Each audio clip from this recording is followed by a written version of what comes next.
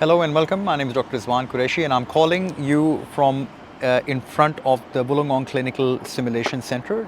That's just right behind me. And we're holding the Clinical Procedural Skills Workshop here this Sunday on 17th of September.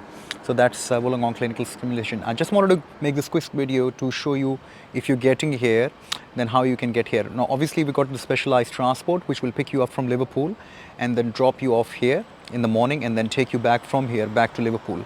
If you're actually coming here from your own transport, so I just wanted to show you the main entrance to the hospital. So that's the main entrance to the hospital, and you can just come from the main entrance to the hospital and then just come right across in front. So just crossing the road and come to the main entrance. So that's if you're parking, and there's a parking over there.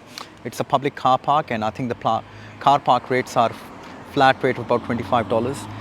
There's also a train station, so if you go down this street, there's about 5 minutes walk down the street, and you can come directly from train station to here. So anybody who's coming from Sydney taking a train, just make sure you've got plenty of time left. So just a quick video to highlight that, look, we've got a workshop, very exciting, almost full. Just want to make sure that anybody who's using the transport must book soon, because the transport slots are nearly booked out.